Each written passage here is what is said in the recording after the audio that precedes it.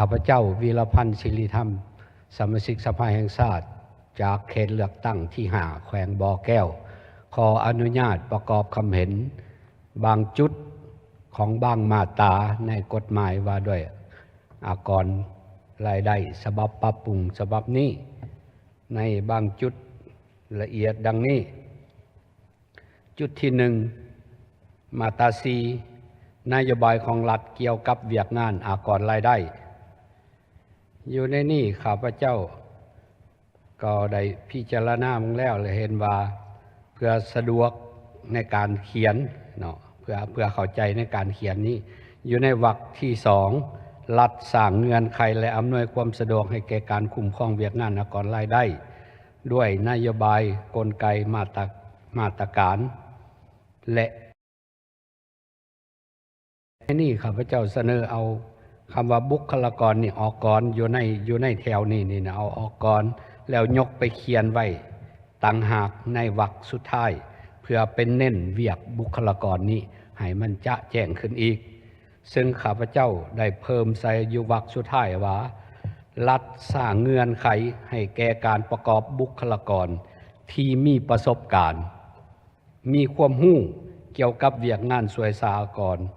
โดยผ่านการสอบเซ็งคัดเลือกอย่างเป็นธรรมตัวนี้เพื่อขยายความนี้ข้าพเจ้าเห็นว่านี่ก็เป็นเพื่อริเริ่มเป็นการริเริ่มลีกเว้นการแลนวิ่งเต้นเส้นสายพักพวกท้องถิ่นและอื่นๆซึ่งเห็นปรากฏมีอยู่หลายในสังคมเฮาในปัจจุบันนี้โดยเฉพาะในพนักงานอยู่ในแขนงการเงินนี้เนาะอันนี้นี่ข้าพเจ้าเห็นว่ามหอดนี้เห็นว่ามีความจำเป็นและก็เหมาะสมแล้วซึ่งว่าพวกเฮาต้องได้ริเริ่มจากการสร้างกฎหมายฉบับนี้สร้างกฎหมายฉบับนี้ให้กลายเป็นเครื่องมือบังคับในทางปฏิบัติเพราะว่าปัญหานี้มันเป็นปัญหาที่แก้ได้ยากก็มีมาแต่ดนแล้วแหละแต่ว่าแก้ได้ยากฉะนั้นนี่จังมาริเริ่มจากเอากฎหมายนี้ไปแก้ว่าศีษาฉะนั้นจึงขอให้เพิ่มวันว่าสอบเซ็งเอาเนาะในเวียกหนาเวียกอันนี้ต้องมีการสอบเซ็งอันนี้อยู่ในทิศร่วมของพรรคของรัฐก็อาจจะมีไว้แล้วเนาะแต่ว่าพวกเฮามาพันขยายเขานี้อีกว่าในตำแหน่งนี้ต้องสอบเซ็งเอาแล้วก็เอาผู้มีประสบการณ์ก็มาว่าพนักงานเก่าเฮาเคลื่อนย้ายอยู่ภายในก็ยังพอได้หรือผู้ที่เข้าไม่ได้เข้าการไม่แช่มันมีประสบการณ์ก็เป็นไปได้ยากแต่ว่าก็เป็นผู้ที่มีความรู้เนาะมาว่าได้เรียนผ่านมาแล้วได้จบหลักสูตรตัวนี้มาแล้วและจึงเห็นว่ามีความจำเป็นและจุดที่2อยู่ในมาตราที่5เกี่ยวกับหลักการเกี่ยวกับเวียก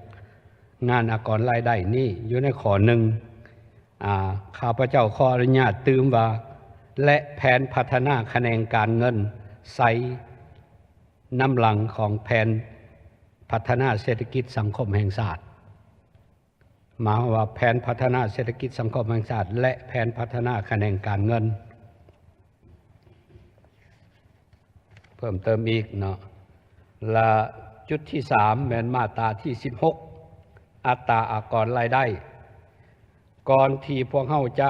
พิจารณาตัวเลขอัตราอากรกำไรของสปป.ลาวข้าพเจ้าขออนุญาตสมเทียบอัตราอากรกำไรของบรรดาประเทศสมาชิกอาเซียนในปี2024ดังนี้เนาะอากรกำไรกิจการทั่วไปสปป.ลาวแม่น 20% เนาะเก็บ 20%กัมพูชี20%อินโดนีเซีย22%เวียดนาม20%ไทย20%ฟิลิปปินส์25%มาเลเซีย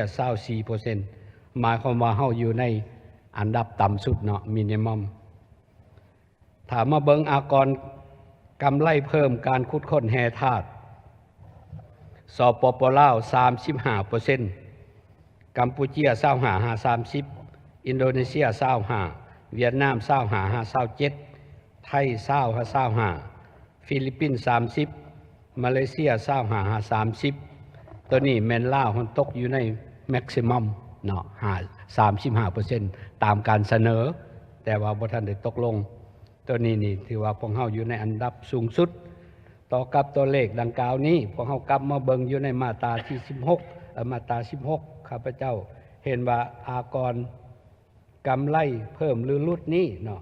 อยู่ในนี้พวกเฮาเสนอว่า 1.1 นี่มัน22% สำหรับวิสาหกิจที่ผลิตและนำเข้าขายผลิตภัณฑ์ยาสูบอยู่ในนี้เนาะเครื่องดื่มที่มีถาดเหล้าและยาสูบจากอยู่ในนี้หันมัน22%แต่ว่าข้าพเจ้าโดยส่วนตัวแล้วขออนุญาตยกจาก22%เป็น23%ในนั้น3% แม่นมอบเข้ากองทุนเนาะเพิ่มขึ้นอีกหน่อยนึงส่วนว่ากิจการคาสิโนข้าพเจ้าเห็นดีเป็นเอกภาพว่าเอา 35% เนาะสูงสุด 35% ส่วนว่า1.3 อันแม่นบ่แห่สำหรับการขุดค้นแห่ธาตุนี้ก็ให้เบิ่ง2เบื้องเนาะพวกเฮาเสนออยู่ในนี้มัน 35% ส่วนตัวแล้วข้าพเจ้าอยากขอให้เบิ่งเป็นบ่ยังให้เด็ดขาดในตัวเลขเดียวว่าสิซะพวกเฮาอาจจะเบิ่งว่าด้านลบหรือว่าผลกระทบของมันแม่นเฮาจะได้รายรับเข้างบประมาณน้อยลงแต่ว่าด้านดีของเฮาแม่นพวกเฮาสามารถแข่งขันการดึงดูดเอาการลงทุนเพราะว่าเรื่องดึงดูดการลงทุนหมดทุกประเทศก็เฮ็ดคือกันแต่ว่าตอนนี้มันเป็นการแข่งขันแล้วเป็นการแข่งขันดึงดูดนี้ฉะนั้นพวกเฮาส่วนตัวแล้วข้าพเจ้าจึงเห็นว่าขอเอา25% เป็นบริษัทที่เริ่มใหม่